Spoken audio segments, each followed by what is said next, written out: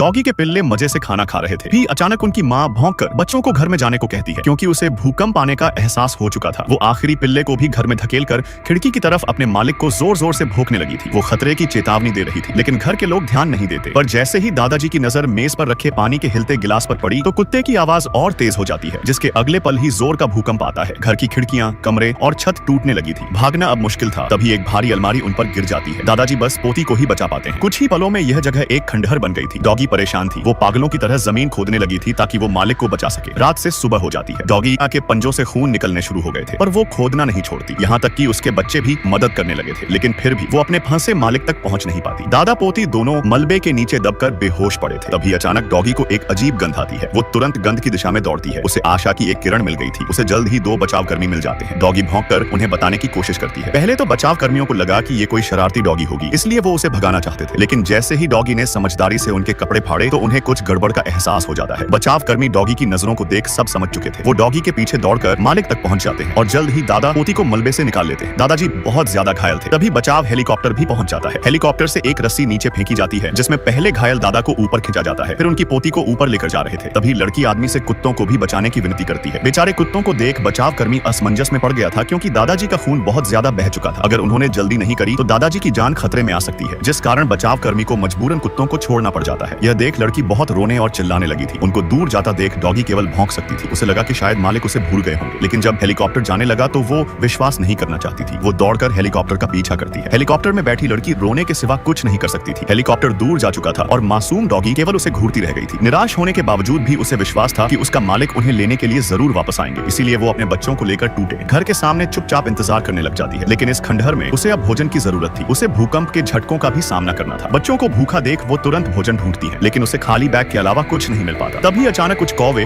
पिल्लों को तंग करने लगे थे। यह देख उनकी माँ तुरंत दौड़कर कौवों को भगाती है, लेकिन एक कौवे ने उसके सिर को खरोंच दिया था। लेकिन एक माँ के लिए बच्चों से ज्यादा जरूरी कुछ नहीं था। वो डटकर सामना करती है और अंत में कौवे उड़ जाते हैं। डॉगी को अंदाजा था कि कुछ बड़ा खतरा उनका इंतजार कर रहा है। भूखे बच्चों का पेट भरने के लिए उसने कबूतरों का शिकार करने की सोची, लेकिन कबूतर काफी तेज थे। वो तुरंत उड़ जाते हैं। जिसके बाद वो घर के मलबे में जाती है, जहाँ उसे रेफ्रिजरेटर मिल गया था। वो दरवाजा खोलकर फ्रिज में खाने का सामान ढूंढती है, लेकिन उसे केवल एक ही सॉसेज मिलता है, जिसे पलक झपकते ही पिल्लों ने खा लिया था। शाम को तेज बारिश होने लगी थी। डॉगी का परिवार बेघर था। उन्हें मलबे के नीचे छिपकर रहना पड़ रहा था। ठंड से डॉगी के बच्चे कांप रहे थे। डॉगी माम जानती थी कि अगर ऐसा ही चलता रहा तो वो ज्यादा दिनों तक टिक नहीं पाएंगे, इसलिए वो मालिक को खोजने के लिए बच्चों को लेकर सफर पर निकल पड़ी थी। रास्तों में उसे कई सारी कठिनाइयों का सामना करना पड़ता है, जिसमें उनकी जान जाते जाते बची थी।